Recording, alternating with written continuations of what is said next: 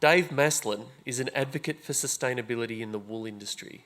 He is GM for Markets and Sustainability at the New Zealand Merino company and been instrumental in delivering what is said to be the largest supply of ethical wool in the world to the global market. Dave's primary responsibility for the company's sustainability, innovation and research programs, while also managing key international relationships with retail brands, supply chain partners and industry organisations.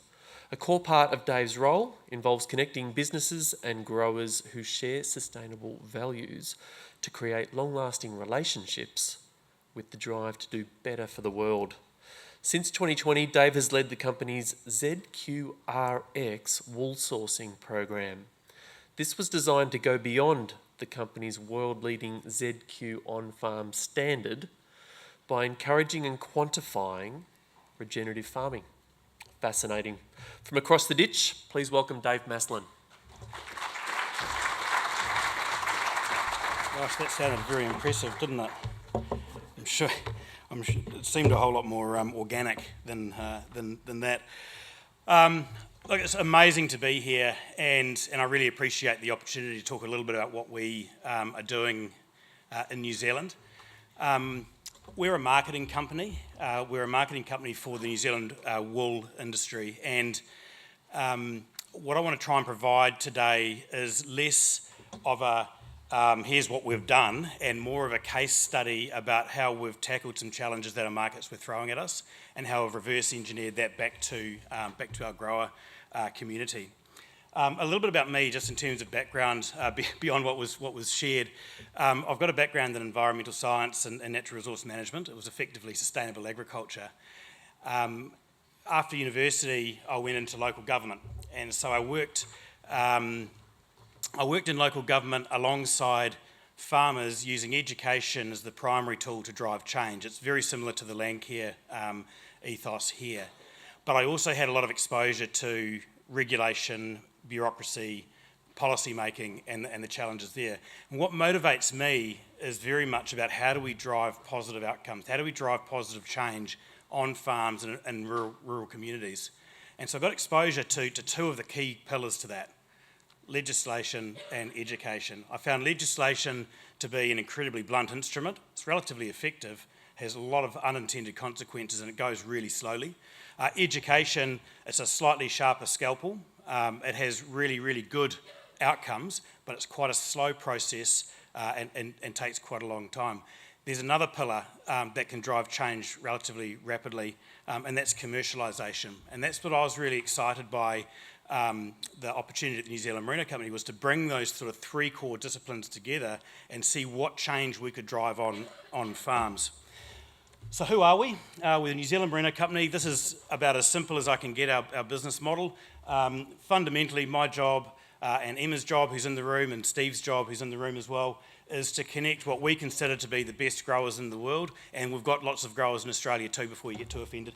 Our job is to connect the best farmers in the world through the best supply chains in the world to the very best brands in the world. And if we can do that really transparently, and if we can demonstrate that we're offering those brands something that they can't get anywhere else, then we're in a position to be able to extract greater value from those brands and from those markets. And that's fundamentally how our business model works.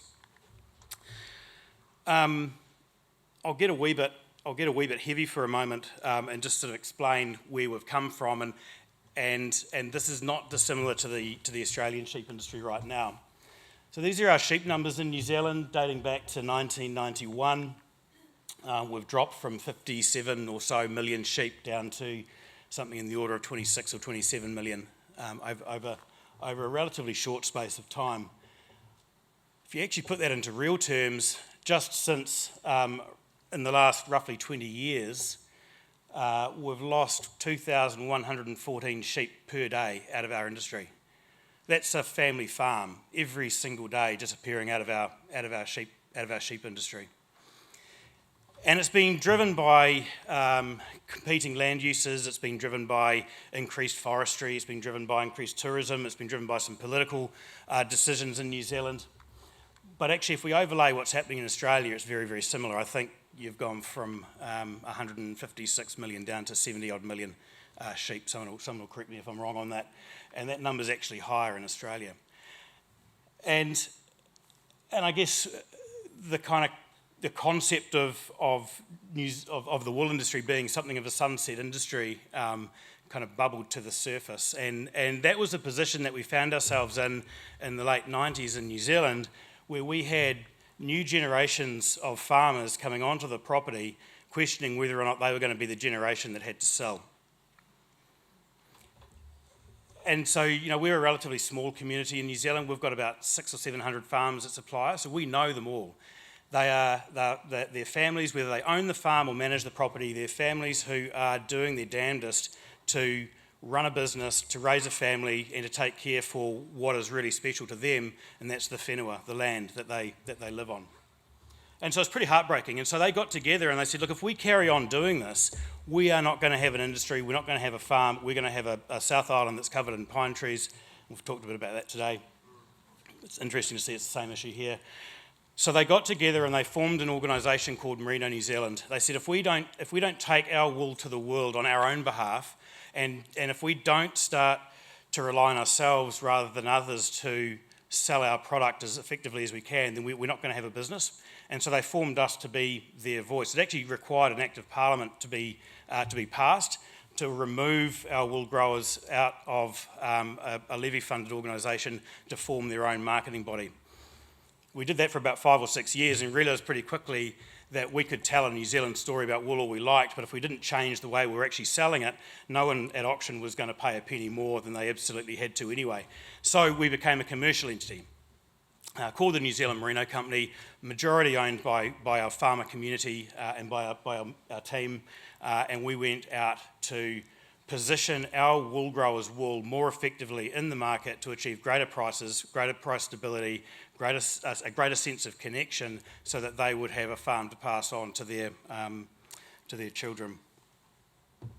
And so we did that by applying this relatively simple, cliched concept: let's shift from volume to value. Let's focus on not producing a whole lot more product for less, but producing a whole lot more value, or extracting a whole lot more value from the product that we produce. And it seems relatively simple, it seems relatively straightforward, but it's not. There is a huge amount of wiring that sits in and behind that volume value shift, and the ag industry in New Zealand, and I'm certain the ag industry in Australia, is littered with the carcasses of many businesses that have tried. And part of it is because of the way that we sell stuff. We talked about, I think even in my title, is supply chain. I hate the term supply chain. Supply chain is really linear. And so the volume-driven wool model has a series of transactions that occur at each point along it. And in every single transaction, there's someone that feels like they've got a really good deal, and there's someone that feels like they've got a really bad deal. So there's a winner and loser in every transaction. But more importantly, those people on the far right have absolutely no connectivity to the people on the far left. Okay, so as a farmer, how are you supposed to know whether or not the people that are using your wool actually like it? Are you producing what they want them to? Are you producing what they want you to? So there's a lack of feedback, and there's a winner and a loser in each transaction. So what we've tried to do is build what we call a supply network, where we put the customer at the absolute centre of our relationships, and we have each actor within our supply network able to engage with each other, to share information, to share insight. And it actually works. Right now, today, in the office, we've got one of the biggest wool spinners in the world meeting with our team. They're going out onto farm to visit some growers, and we've got one of our biggest brand partners in the office talking with them, all in one place, all at one time. It just doesn't happen in agriculture to get that type of power together in one place. And what that drives is it drives innovation, and it drives connectivity, and it drives this sense of community. And a sense of community, a sense of sharing, a sense of understanding and learning from each other is a theme that I've heard really loudly today about this community. Well, this community extends well beyond this room. It extends right the way through our value chains, value networks, right the way into our consumer markets. And that's what I want to talk to you about today, because that's what's driven our focus on ZQ RX. So who are those consumers? This is a really old slide. LOHAS, I think, was a term that was coined in the thousands somewhere. But LOHAS, for those that don't know, it's an acronym for Lifestyles of Health and Sustainability. They're a market sector that values that places value on a sense of connectivity to nature. They care about what they put in themselves, they care about their health, they care about their well-being, they care about their communities. What's more important is that they're willing to make purchase decisions based upon those values. And so they also occupy a higher discretionary income band as well. So that niche market in the United States in 2004 was absolutely a niche. Today it represents 1 in 4 Americans. Okay, so it's not a niche now. This stuff is mainstream. I'm going to come to that in just a moment. But that driver, I started in the business in 2006. I've been there for too many years to count now. And one of the privileges I had right at the outset was to start building this thing called ZQ. Somebody talked yesterday about left brain and right brain. I absolutely loved it because ZQ stands for the Zen balance between IQ and EQ. It costs quite a lot of money to come up with that, but so it's the Zen balance between IQ and EQ. What it signifies, and it's something that we deeply hold as one of our values, is that we can have all the graphs and the numbers and the science that we like, but graphs, numbers, and science don't grab you emotionally, right? Most decisions that we take in life, whether we want to believe it or not, are actually driven by our emotion, by our gut, and then we use the data and the stats and the science to kind of justify sometimes. So at the same time, though, if we only focus on stories and emotionally grabbing people, and we don't have the substance to back up what we've said, we'll only ever sell to them once. Okay, so you've got to have the balance, IQ, EQ. The Zen balance between the two is ZQ, and so we built an on-farm audit and accreditation program that looked at animal welfare, environmental integrity, social responsibility. As far as we're aware, it's the first of its kind in the world for the ag space. For context, Whole Foods Market released their 5-step animal welfare program about the same time that we did this, but it only focused on animal welfare. We brought in the social elements, we brought in the environmental elements. You'll also notice some of these nodes down here. It talks around grower education. It's not about just giving a grower an audit checklist and saying go forth and figure it out. We actually have a team of people to support growers through the changes that are required to be able to comply with it. And it's worked really, really well. We became a pretty big company pretty quickly on the back of it. When I started in the company, we worked with about 5 brand partners. Today we work with in excess of 130. We sell around about 70, depending on the season, about 70% of the wool we sell via direct long-term forward contract. Okay, so we lock in a price and a volume and a wool type forward. The extreme end of that is icebreaker. Some of you will be familiar with icebreaker. In fact, I even saw an icebreaker top somewhere floating. I'm a little bit of a geek when it comes to spotting stuff like that. And there's some orbirds here too, which is cool. So where was I going with that contract? So icebreaker, for example, 5 years ago, they launched a 10-year forward contract, and it's a rolling 10-year forward contract. So there's always 10 years in front of the grower. They know exactly what they have to produce. They know that icebreaker will purchase every single kg of wool that they produce that fits that spec, and they're going to pay a price above the long-term average commodity price for it. Okay, so it gives absolute certainty. So we sell about 70% of our wool via contract like that. Just in terms of market share in New Zealand, we've got about 75% of the fine wool that's produced in New Zealand, and a growing percentage of the crossbred or coarse wool that we produce. So it's been really effective. But I hate audit. Does anyone here like an audit? I was just chatting with Emma at lunchtime because she was telling me about one of the growers over here who told her how much he really enjoyed the audit, and I sort of thought, I knew the Aussies were a bit odd, but... So no one likes an audit. The reason why I hate audits is because, number one, they apply a one-size-fits-all model, right? And anyone who knows anything about agriculture, and the conversation we've had here today would suggest that what I try and do on a property in Canterbury in New Zealand, if I tried to do the same thing in Western Australia, it would be a complete and unmitigated disaster. Okay, and yet we've got to try and have an audit system that homogenises practices, and it just doesn't work. So much stuff falls between the cracks. The unintended consequences are significant. The other thing that audits do is it doesn't acknowledge all of the extraordinary things that growers do above and beyond the audit process. Now, every time I go onto a property, I see things that are absolutely extraordinary. People that are working with their local communities, retiring riparian areas, doing QE2 in New Zealand. It's a covenanting process for Indigenous forest or biodiversity. None of that is required in an audit, but they're doing it. They're doing it because it's the right thing to do, and they're doing it because they're really proud of their land and of what they achieve. Audits don't catch that. The other thing we had coming from the market was this really clear drive that actually audits won't do for the future, that the planet is at crisis and brands and consumers are demanding of their raw material suppliers that we just do a heck of a better job than what we're currently doing. We found this cartoon, for those at the back that might not be able to read it. It's any good news, Doc? Well, your test results are in. You might want to sit down. I hate to tell you this, but you've got humans. This is actually a 2-page cartoon. The second page has a doctor saying, it's okay, they don't last long anyway. So, but the point to this though is that actually we don't have an environmental crisis. We don't have a planetary crisis. The planet's going to last way longer than we are. We've got a people crisis, right? We've got a human crisis, and it's of our making, by the way. So if we can shift our mindset to one of, this is the problem of our making, it's a problem that's ours and not the planet's, then we're in a position to do something about that.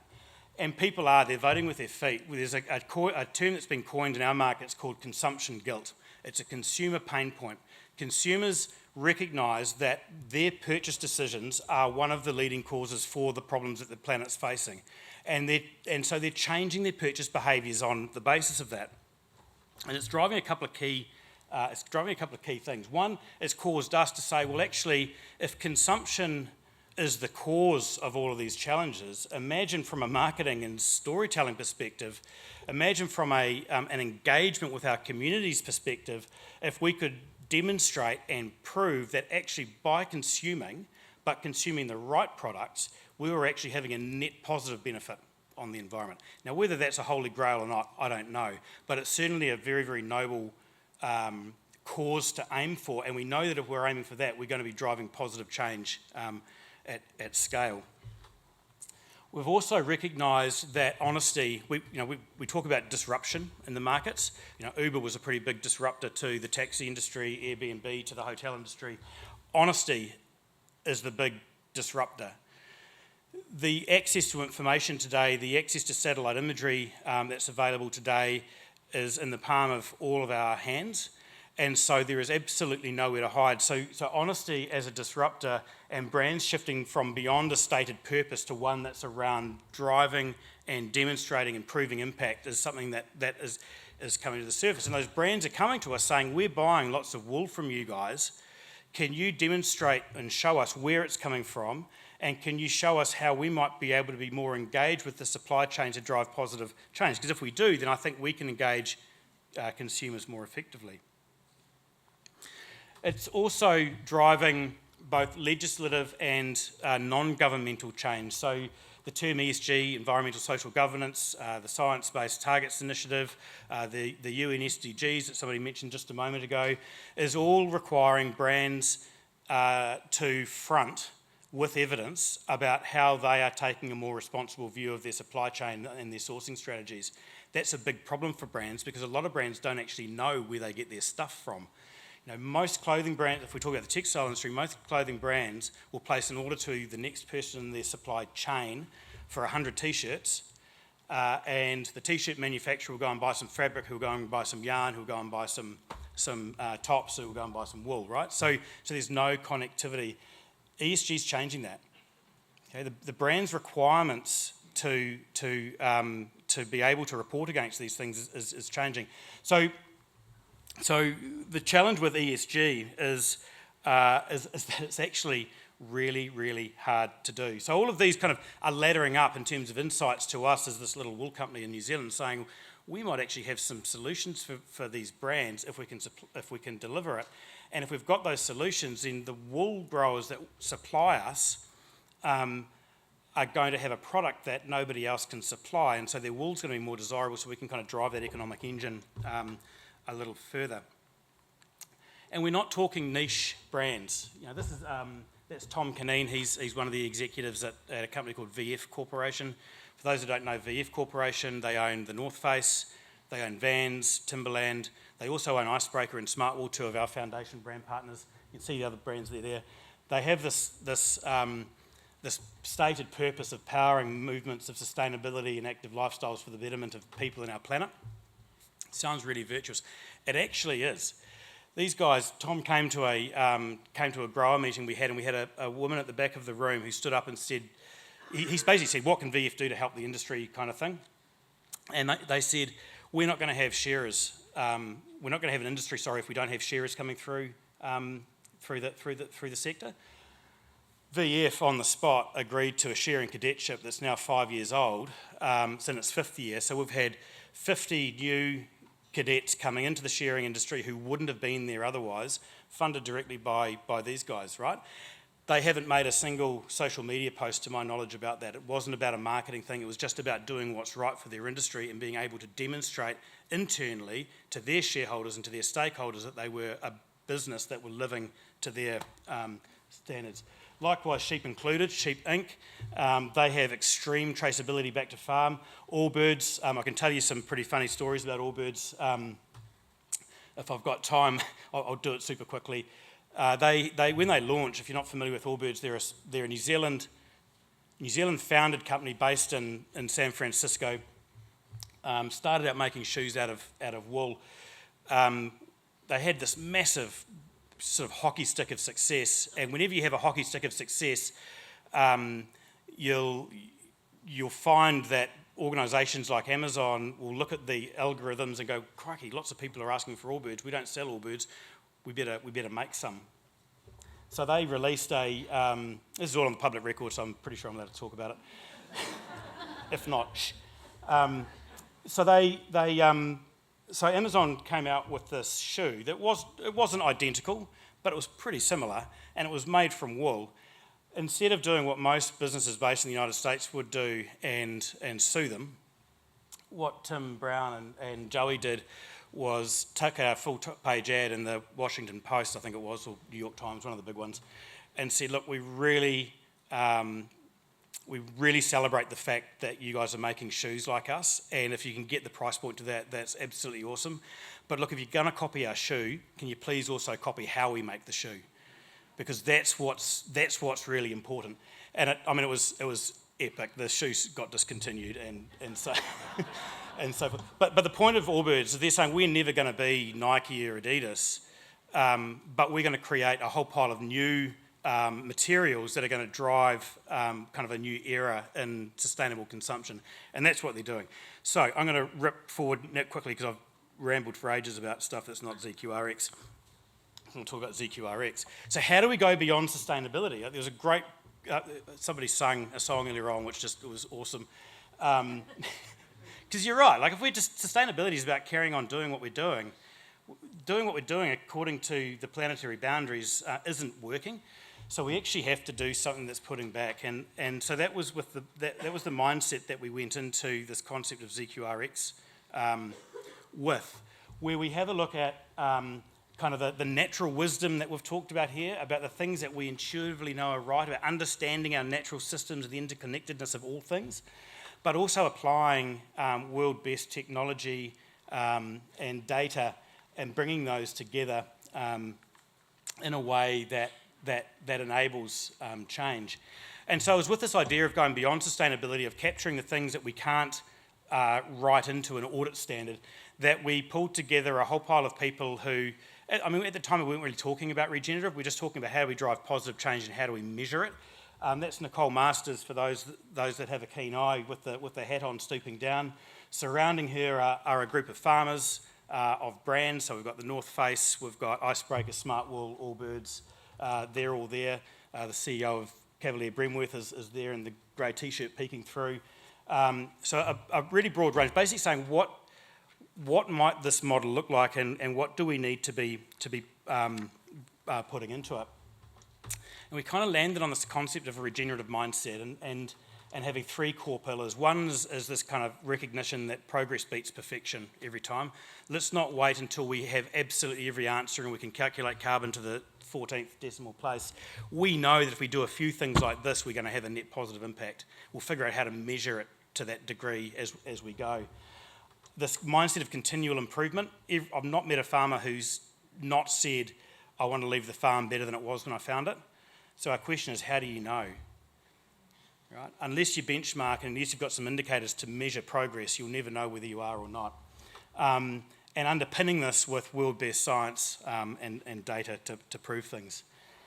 So ZQRX is a wool sourcing platform for ethical wool produced using regenerative farming principles. There's way more experts in the room around how we define the term regenerative, but for us it's about driving continual improvement against some known key ecological, social, animal welfare-based indicators.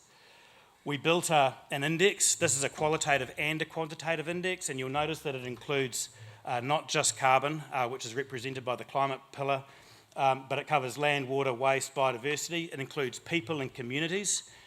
So the community, the knowledge, and so that's people's growth, industry engagement, health and well-being, and workplace engagement, and then of course animals. And we score growers against these indicators, and we verify key components of that using a variety of methodologies, one of which we actually use the ecological outcome verification tool to measure land.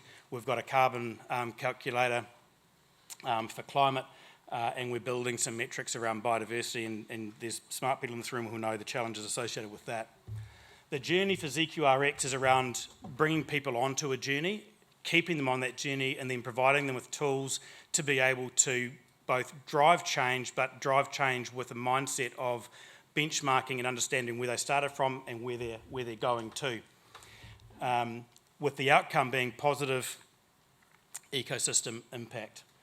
We've partnered with technology companies. This is just a screenshot from one of our carbon tools. So every single grower in New Zealand that's part of our platform now has a gross emissions score that's calculated annually based on actual numbers for their individual farm, because we've written APIs, basically software talking to software, to their farm management software, and then we run that through a carbon emissions calculator. We've also partnered with another company that enables us to calculate annualised sequestration and woody vegetation on their farm. Woody vegetation, we're not doing soil yet because soil's really hard. We're still trying to figure that out. But what it means is that our growers now know what their net position is against the wool. Ergo, our brands know what the net position is against their products. So when they want to communicate that back to their shareholders, to their ESGs, to their science-based targets, they've got the toolkit to be able to do that. And what that all ladders to is individual product impact. So we can say this sweater, this is a ZQRX sweater from a company called Barker's. We know the impact that the sweater had, we know the impact that the individual brand partner had, but we can also measure and calculate the impact that the wider platform and the change that's being driven by the platform has had. That piece of work, the carbon calculator piece, we partnered with a company called Actual, ACTUAL. It's hard to pronounce and hard to find online, but they were nominated one of the 200 extraordinary innovations of 2022 in Time magazine, which tells us that we're onto something pretty cool. Gamifying action. I'm not quite sure I know what that means, but someone here will.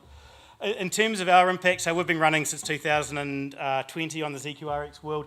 The pink blobs, that's our footprint. It's actually 13% of New Zealand's pastoral land now, so it's pretty impactful. That means we've got a community of engaged growers driving towards a common set of outcomes, but that's highly contextualised to their individual farm system, and that's being rewarded through contracts directly from their markets.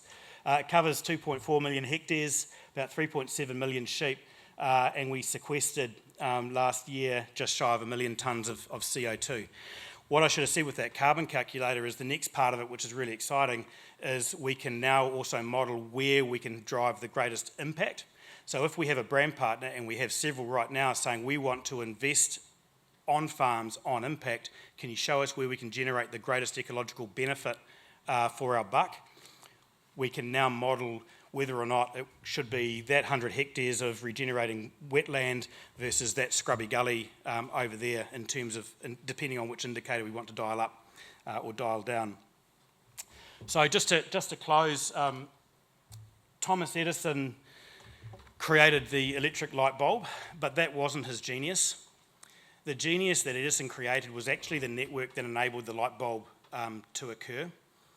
The electricity transmission, the systems and the networks, the power grid to be able to ensure that an electric light bulb was available in every household in the world. And that's what we're doing here, right? We've got this concept of driving positive ecological impact, but that's not the invention. What you're doing on your farms individually isn't the invention. What's going to really drive impact is our ability to network with each other, with our wider communities, with our supply chains, and with the consumers that are buying our products, whether that's wool or meat or leather or cotton or whatever. That's what's going to drive true global change. It's a snapshot of some of the brands that we work with. You'll be familiar with lots of those brands. They occupy everything from carpets to shoes to super luxury fashion and the active outdoor market. And just to bring it back, it's all about these guys. This is Hamish and Jess Murray. They farm at the Bluff station, which is just north of Kaikoura, which is just north of where I live in Christchurch. They're third generation on that property. And they are so bought into this model because they know that if they follow not just the economics of the concept, but also the ecological benefits of the model, then they're going to have a business that their kids will be very proud of in the future. Thank you.